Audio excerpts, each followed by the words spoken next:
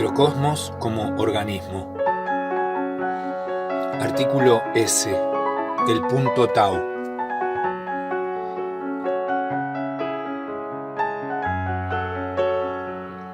Hemos visto que en un determinado momento del proceso evolutivo del pasú, por efecto de la clave genética, queda incorporado el símbolo del origen en la memoria de la sangre.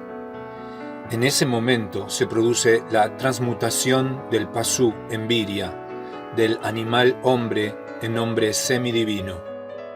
A partir de ese momento, el espíritu hiperbóreo permanece encadenado en el seno del sujeto consciente del viria, manifestándose como yo perdido sobre los puntos tetrarque del camino Labrelix.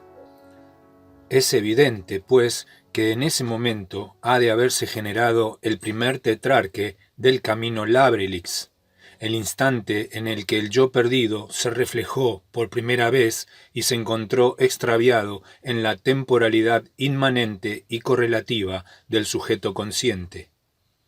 Ese momento, donde necesariamente se detiene la regresión del Tantra Yoga, es el instante origen propiamente dicho, que la sabiduría hiperbórea denomina punto tau. Con otras palabras, el regreso al origen consiste en localizar el punto tau en la memoria de la sangre.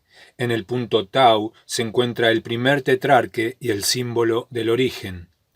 En consecuencia, toda estrategia hiperbórea o vía de liberación espiritual culmina en el punto tau. En la figura 72, a la línea cóncava que representa al perfil del símbolo del origen, se le ha señalado con la letra griega tau mayúscula, pues en ese momento del proceso evolutivo se encuentra el punto tau. Artículo T. El concepto de inmortalidad en el yoga sinárquico y en el tantra yoga. Al cumplirse el objetivo del Kundalini Yoga, la serpiente Kundalini efectúa el tránsito inverso por el canal Hélix y se dirige hacia el principio. Durante ese tránsito, su poder plasmador actúa sobre el organismo microcósmico y ajusta sus funciones conforme al arquetipo Manu. A esa operación recreadora, producto del principio plasmador, la hemos denominado transmutación orgánica. Lo que vamos a destacar aquí es que para todo yoga sinárquico, la transmutación orgánica implica la inmortalidad. Mas esta inmortalidad no es un concepto simple. Con tal vocablo el iniciado sinarca alude tanto a la inmortalidad física como astral. La primera consiste en la transmutación orgánica propiamente dicha, que conforma al microcosmos de acuerdo al principio del arquetipo Manu y lo dota de autonomía óntica principal. El cuerpo físico del pasú, el organismo microcósmico, el microcosmos potencial, pasa así a ser la manifestación microcósmica del principio, su acto. Igual que con la autonomía óntica entelequial, la autonomía óntica principal sitúa al microcosmos fuera de las determinaciones del espacio y del tiempo. Semejante estado implica, desde luego, la suspensión del ciclo vital del germen microcósmico. Con otras palabras, la autonomía óntica principal supone la detención del ciclo vital y la permanencia del organismo en un estado de perfección arquetípica, estado que ha sido alcanzado no por culminación del proceso evolutivo, sino por efecto del gran salto. Esta detención del ciclo vital que permite al microcosmos permanecer indefinidamente y actuar en el macrocosmos es la propiedad de los iniciados sinarcas, que ellos califican como inmortalidad física. La segunda acepción de la palabra inmortalidad, esto es, la inmortalidad astral, se refiere a la suspensión del proceso evolutivo anímico, a la permanencia del cuerpo doble o astral en un estado de perfección arquetípica que le permite actuar indefinidamente en el mundo astral. Tal estado se consigue igualmente durante la iniciación sinárquica del Kundalini Yoga. empleando el poder plasmador de la serpiente Kundalini para crear un cuerpo doble arquetípico sobre la base anímica de la mónada humana. El alma, así conformada, cesa su proceso evolutivo y se mantiene como cuerpo astral inmortal. Todos los iniciados sinarcas de la jerarquía blanca, estén encarnados o no, poseen un cuerpo astral inmortal. Ello les permite, si lo desean, animar un organismo microcósmico mortal, es decir, un cuerpo que, luego que el iniciado ha cumplido su misión, será entregado a la desintegración orgánica. Hecha la descripción de la inmortalidad obtenida con el yoga sinárquico, vamos a evaluar sus verdaderos alcances desde el punto de vista de la sabiduría hiperbórea. Con tal perspectiva podemos afirmar que la inmortalidad física o astral es sólo una ilusión, un concepto subjetivo cuya realidad radica en la esencia de Maya. Esta afirmación se comprenderá mejor si aclaramos que todos los inmortales de la jerarquía habrán de morir efectivamente al cumplirse el ciclo macrocósmico, es decir, cuando sobrevenga el pralaya. Paradójicamente, los iniciados inmortales están condenados a morir. ¿Qué significa esto? Respuesta: que si inmortalidad significa supervivencia física o astral más allá de la muerte, entendida ésta como la culminación del ciclo vital o evolutivo, entonces los iniciados sinarcas son realmente inmortales. Mas si por inmortal se entiende aquel que no muere nunca, entonces los iniciados sinarcas no son realmente inmortales, puesto que su vida anímica tendrá fatal fin al concretarse la disolución macrocósmica. El iniciado sinarca, que ha alcanzado el estado de inmortalidad física o astral, suele creer subjetivamente que ha escapado a las leyes cíclicas, que está más allá de toda regresión o decadencia, que permanecerá indefinidamente, independiente del espacio y del tiempo, etc. Tales creencias son producto de la ilusión de la autonomía óntica, principal o entelequial.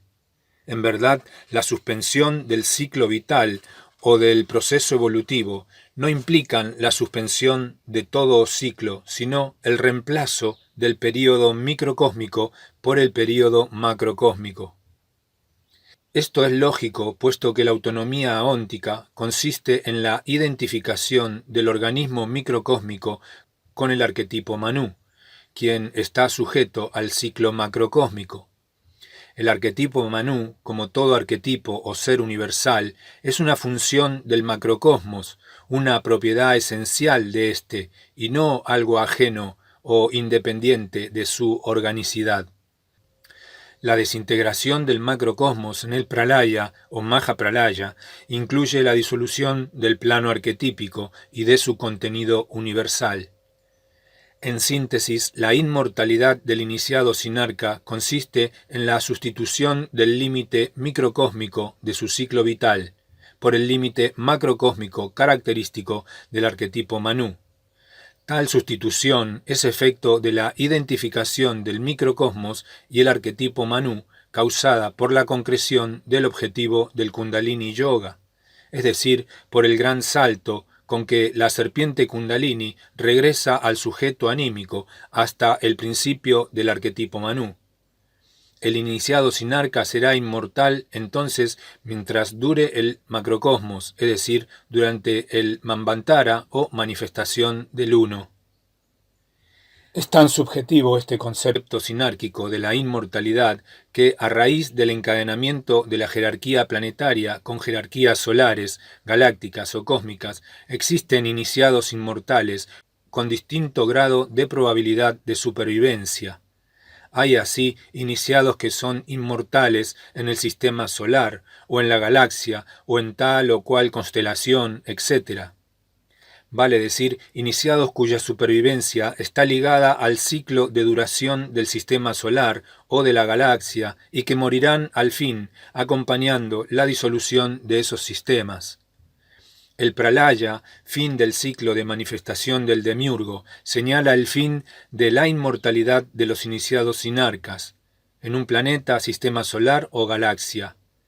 El Mahapralaya, disolución completa del macrocosmos, fin del universo material, señala el fin de toda jerarquía dévica.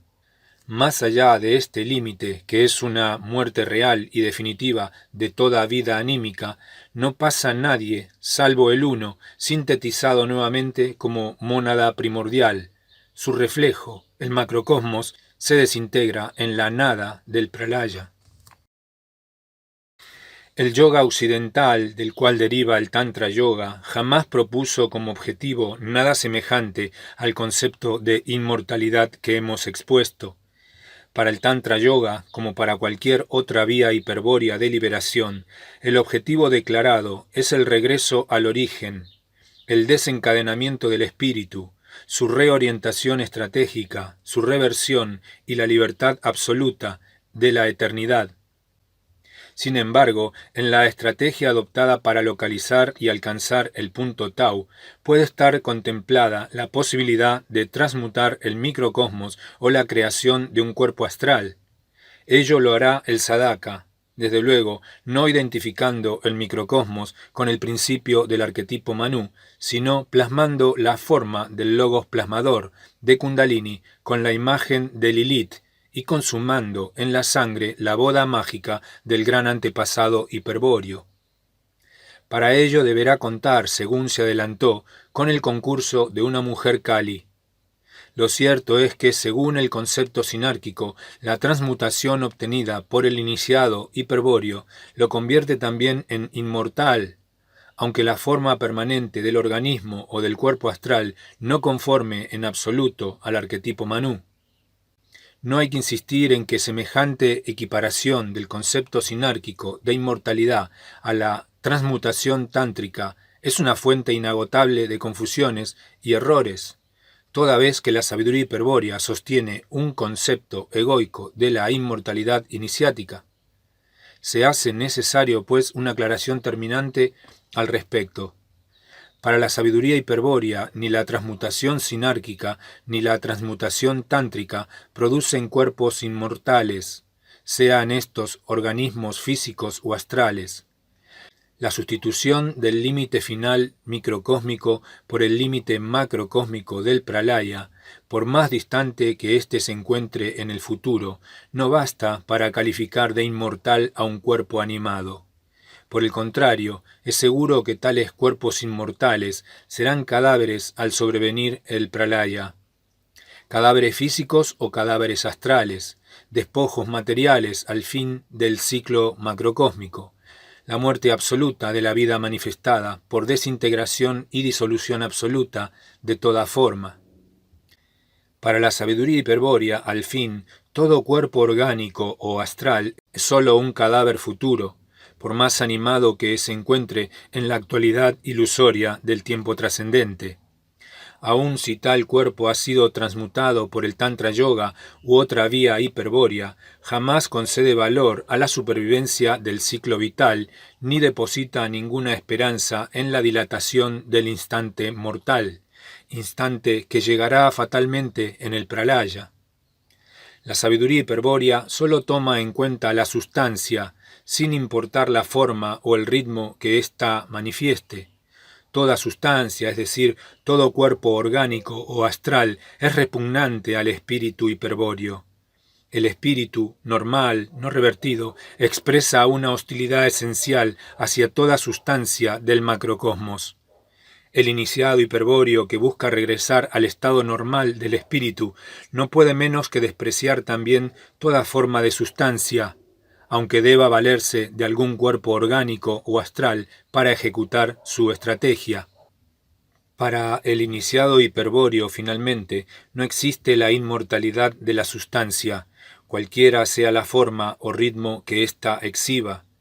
Por el solo hecho de ser sustancia, una cosa es mortal y ha de perecer indefectiblemente. Sin embargo, la sabiduría hiperbórea sostiene y define con precisión un concepto de inmortalidad. Es la inmortalidad del yo, es decir, la inmortalidad de una cosa de esencia insustancial. Para la sabiduría hiperbórea solo puede ser inmortal en el macrocosmos lo que es eterno fuera de él y que por eso le sobrevive tras el pralaya. Eterno es el uno y por eso sobrevive a la disolución del macrocosmos. Y eternos son los espíritus encadenados en los virias perdidos, quienes también sobrevivirán a la disolución de la ilusión macrocósmica. Pues sólo lo eterno sobrevive a la disolución final de la sustancia, y sólo el espíritu es eterno. Ni ángeles, ni devas, ni demonios astrales o elementales, duendes o gnomos, ni criatura alguna o cosa sustancial, ni ente externo de cualquier naturaleza, planeta, sistema solar o galaxia, y desde luego ningún iniciado sinarca, sobrevivirán a la disolución final del pralaya, porque ninguno es eterno fuera del universo, solo el espíritu lo es. En el virya, el yo es el reflejo del espíritu revertido, y por eso es también un reflejo de la eternidad. El yo puede ser verdaderamente inmortal, pero habitualmente no lo es. Por el contrario, la degradación de la sangre o la iniciación sinárquica pueden causar la muerte del yo por escurrimiento del símbolo del origen. Lo más común es que el yo perdido se vaya debilitando permanentemente, mientras su fuerza volitiva apura la evolución del sujeto anímico, y se eclipse definitivamente cuando el sujeto se encuentre cerca de la entelequia o de la autonomía óntica principal. ¿Cuándo, pues, se realiza la inmortalidad del yo? Respuesta: cuando el virya ejecuta todos los pasos de la iniciación hiperbórea. El Tantra Yoga, practicado según la técnica del yoga occidental, brindaba esta posibilidad de inmortalidad egoica, transmutando al sadhaka en yatria, en guerrero hiperbóreo. Hoy en día, los siddhas leales han autorizado a los caballeros Tirodal de la Argentina a administrar una iniciación hiperbórea basada en la vía de la oposición estratégica de la orden medieval Einherjar, que posibilita la efectiva inmortalidad del yo. Esto ya fue adelantado en la página 488 y será explicado con detalle más adelante. Lo que ha de ser claro desde ahora es que la inmortalidad del iniciado hiperbóreo es una inmortalidad noológica, fundada en la eternidad del espíritu, una inmortalidad que libera al yo de la prisión de las formas arquetípicas y le permite participar del infinito actual, abriéndole el camino hacia la libertad absoluta que se encuentra más allá del origen. Una inmortalidad tal nada tiene en común con la miserable ilusión de la inmortalidad de la sustancia, que proponen como meta los iniciados sinarcas.